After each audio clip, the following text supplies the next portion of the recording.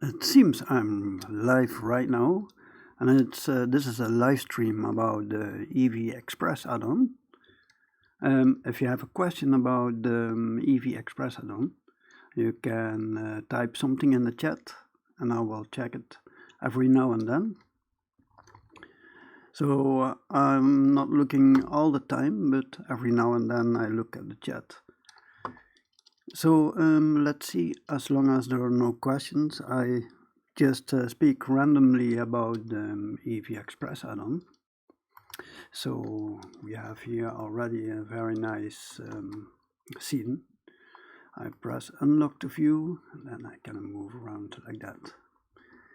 So there is a new update of the few updates, but one important update is that we have now all these kinds of thumbnails. If we click on the thumbnail, then we will replace a lot of things. We will replace all the lights, the backdrop, smoke if there is smoke, and we will replace the probes, etc. Let's try one. So we have now one here. So you see, and then let's change the camera view, look to view. So that's also part of the EV Express add-on. And then we have here complete auto setup. So meanwhile, I don't see yet another, and not yet a question. So I go on with this. So that's thumbnails. Let's try a few. Let's try this one. Or we can try this one.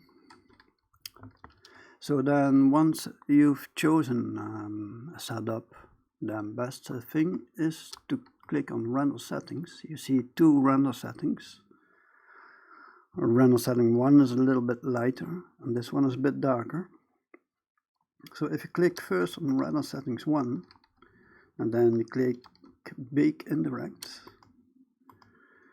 and then if you go to 2, then you got something very similar what you see in the thumbnail, because that is the procedure I do myself. The reason why I do this is that indirect light in EV is quite difficult to get. So if you press first the lighter one and then you bake, you get a little bit better indirect light. In EV it's quite easy to see very dark shadows, but there are few tricks you can get rid of that. So that's what I do. I select a preset, then I go to render settings 1, bake, indirect, and then render settings 2. So then we can play around with the light in case you're not completely happy with the lights as they are. You can change those. So let's close this one. I'll take a look if there is a question. No question yet. So then if you want to control the lights, there are two lights, two rigs. One is the spot rig control, that's a bigger one, and a 3-point light, that is a smaller one. The spot rig control is more for ambient light. Let's try that out. So I select, well, I have a light position, that's this one. That's the light position, and I have the light focus, and that is useful for if you're working with spots. I can also convert all the lights to point lights or to spot. So if you have spot, it makes sense to change the light focus. If you want to move the whole spot, the whole rig, you can do that. You select both of the parents. For example, I press now G and an X, and then I can move this light GX or GY. or I can press R and R again, then I can move like that. And the spot rig, the big one, has also presets. I can choose for outdoor. So that's a little bit of outdoor colors. You can see the colors if you scroll down. You can see all the colors over here. So that's quite natural light. You can also choose for orange steel. Now we got other kinds of colors for the lights. We can have rainbow, and that's more experimental, but sometimes it's useful. For example, if I click on light position, I press R and on Z, or RZZ, then I can move this around. So it's easier when we do that, RZZ, and then we can do that. We have other color presets. They are derived from some HDRIs. I picked colors from that. Let me see if there is a question. No question yet. And then we have the indirect cube. That might be a little bit confusing for someone. I will show you what it is. We have here indirect cube, and that is for indirect light, because now the lights are bouncing to this cube back into the scene. If it was not here, there was not much to bounce, and then you don't get good indirect light. We can change the indirect light. Let's do an experiment. We click here on all points, and then we are going to bake. And if we change the color of this indirect cube, let's say we make it green, just for this experiment, then we are going to bake it again. Then you will see we got a little bit of a green indirect light. So if you want to have a lot of indirect light, you can put this up. You can also, but this value is like quite natural. Maybe something this is like concrete or so. And this one is more like fresh snow. Then, so we can change already a lot. We can change the spot rig. We can change the position like that. And change the color preset, different colors. And we can add it all to a spot or to point. We can also show the indirect cube so we can see it. Well, at the moment we don't see it, but we can show the cube. And I think I turn it off somewhere. No.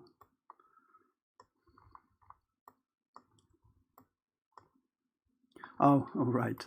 So I have to put on texture first. And now we can see the indirect cube. Sometimes it happens when you render. For example, when the camera is somewhere over here. The camera is outside of the indirect cube. And if you're going to render, you will see the indirect cube. You can turn it off by going to the this cube and put the render off. Don't turn this off if you're going to bake, because when you bake this indirect light, it needs, so put it back in green. Oh no, let's put this on purple now, because we have already green. Now the indirect cube is off for rendering. If you bake indirect light, oh, it still works. Okay, so that's new for me. So then in the next update I will be sure that this is always hidden. I thought that when you bake you need to turn this on. That seems to be not the case anymore. So that's that. Let me see if there are questions. No, if you have questions, just ask, because At the moment I just tag random about the add-on. So I have that. So I showed you the thumbnails. We can choose thumbnails for those who just joined the chat. Let's choose another one so you can see it. So a thumbnail will replace all lights, all backdrops, etc. So I discussed this one. We can add smoke. There is already smoke, and if you add smoke you can change the color of the smoke like that. Then there's a new update. So let's close this one, let's close this, and there's a new update. I'm quite proud of it because and those are looks. So normally you go to your properties panel, you go to color management, view transform filmic, and then normally you see only low contrast, etc. But I added a few more, so let's check what it does. Sign code. So we have a few looks more, and if you want to use it you need to replace your as a file, as in the documentation. It's something like OCIO settings config file. You need to replace that in your Blender installation. And let's look for a little bit more. For example, I have here dark wash, and dark wash, that is exactly the same as very high contrast, but there is a little bit difference. The difference is that dark wash makes the black shadows a little bit tiny bit lighter. Then if you see like this, I will explain it. NMS stands for new media supply. HC stands for high contrast. Then we see here low orange, high blue. That is L is for the lower value, so that's more the shadows. They will show up more orange, and the highlights more blue. So if you click, so we see here the highlights. No, we see the highlights here, and the darker areas, that's more orange. And we can do the other way around, like that. So I choose for orange or yellowish and blue or cyan, because those are natural light colors. We see, for example, orange and teal a lot on posters for movies like that. The reason behind that is that the skin is orange, well, skin color is something like orangey or yellowish. To make a big contrast, the background, they put that in cyan, so there's a big contrast. I think that's the theory. You see that this one is medium contrast, a low contrast, and then there's a blue tint and dark. All right, and let's see. Not yet a question, but let's talk randomly then. Then we have here the camera settings. I can lock to view. Can I do this? Unlock to view. Do this. Press 0 on the keypad. I can also add, when I shift right click, I can add a depth of field. And something goes wrong here, and that's because there is smoke. Let's turn that back off. So let's see if we can find the smoke. Should be here somewhere. Normally, let's go down here. So let's turn this on. Now I see my cursor is still not there.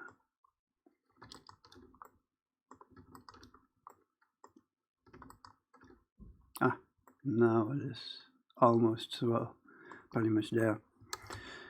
But that's because there is smoke. So then I add depth of field. Then we see a depth of field like that. You don't see it well because there's not much in the scene.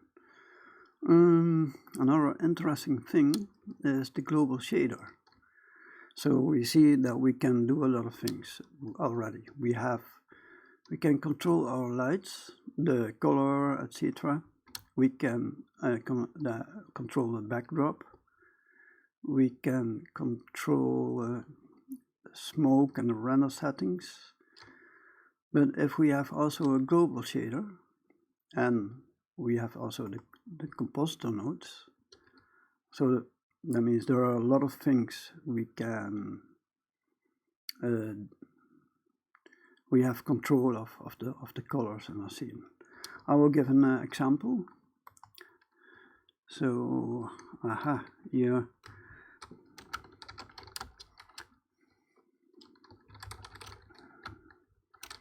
I see there's not a question, but someone says hello.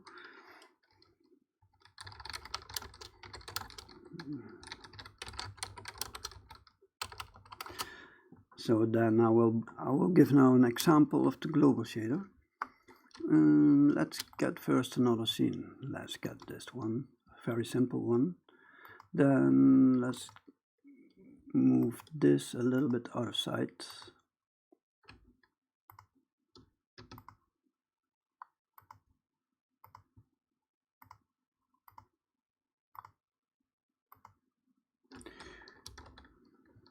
So, and then I like the cube blocker add-on. Let's do that. Cube blocker is here. Let's just quickly make some blocks over here.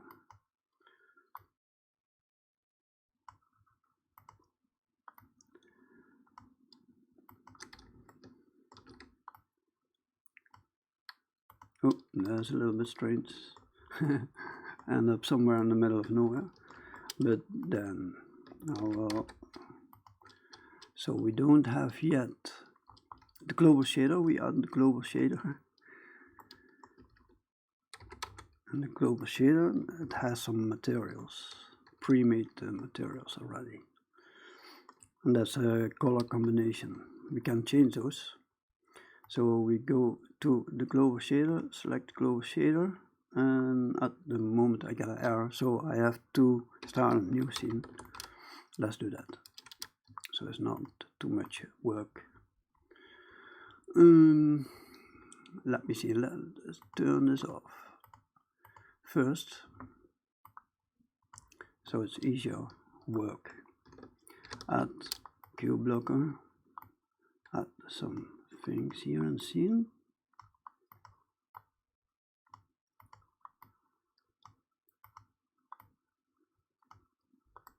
Like that.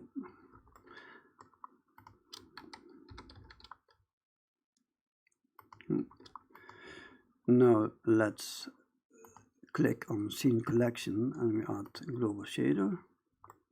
We see now the global shader, and then we can select first the object and then Ctrl L. We copy the materials.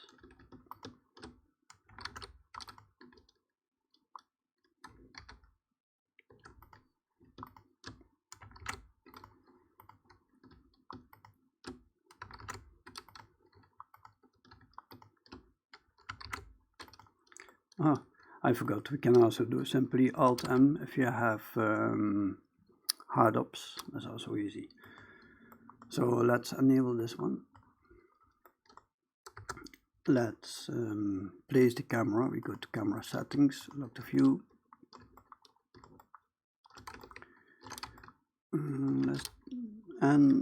Let's give the backdrop also a material like this one. Unlock the view, and then I want to give this a little better look.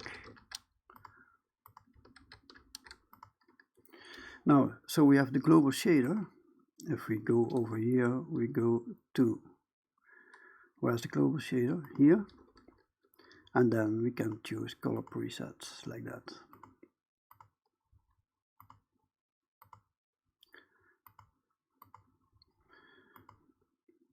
Those are colors picked from a movie. Let's turn this off. Let's choose another light setup, like this, for example. We go to render settings, 1, big indirect, render settings 2, and I forgot to go here. So now we can go to global shader, select global shader. If you click this one, you see a lot of parameters. Now we can desaturate. We have to give the backdrop a material. Let's choose for this one. Let's bake again.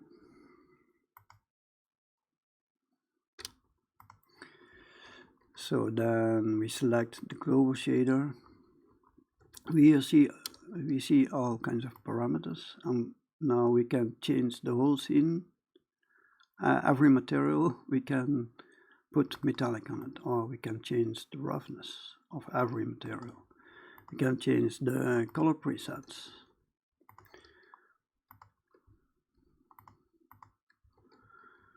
So if we want to have a metallic look, we bump up the value a bit, and you can even bump it up a little bit more. But be careful with the breaking the physics. So let's move around a little bit with the camera. We locked a few.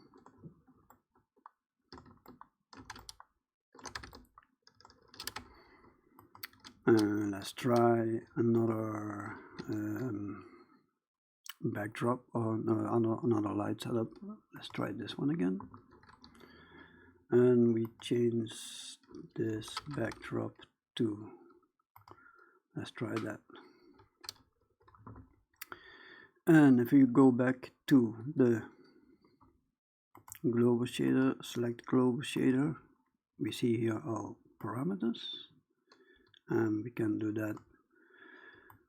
Turn down the saturation, and we can play with the lights, for example, spot rig controls.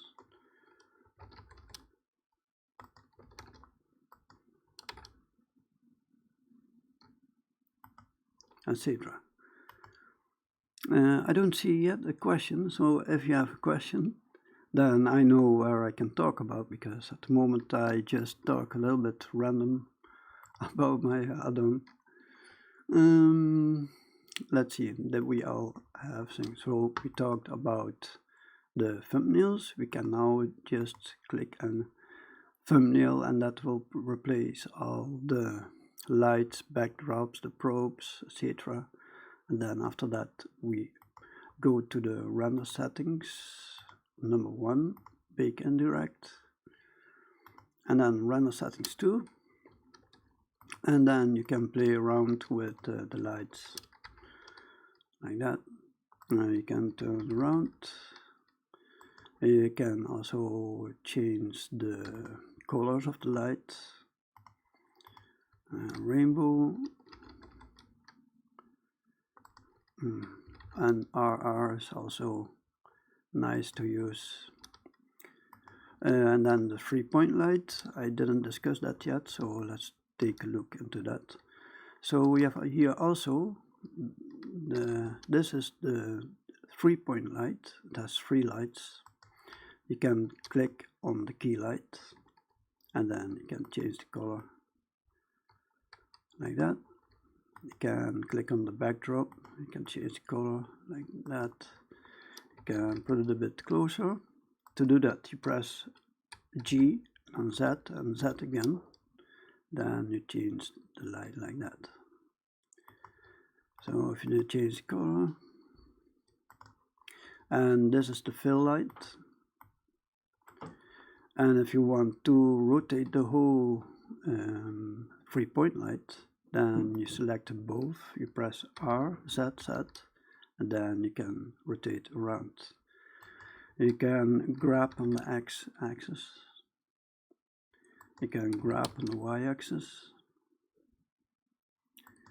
and you can change the energy. Now I want to tell something about the last setting, the spot rig control, where you can see all the lights. Then we select all. Now the trick is that you press Alt first, Alt, and if you change this, you change all the lights all together. So let's turn this down. We don't see much effect at the moment, but maybe if I turn it a little bit down like that. So, and then we have the documentation. Documentation is of a few versions earlier, but still applicable. In the documentation you don't see yet about the color management, where we can have more views like that. So normally we have those high, low, medium contrasts, but I added a few more. Let's see. All right, so that's pretty clear. That's good to hear. So, but don't hesitate if you have questions. Then I think I discussed almost everything. So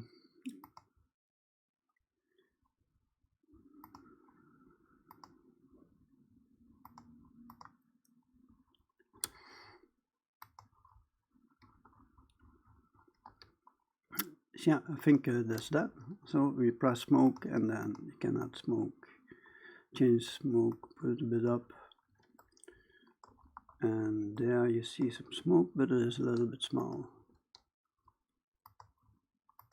You can put a little bit bigger.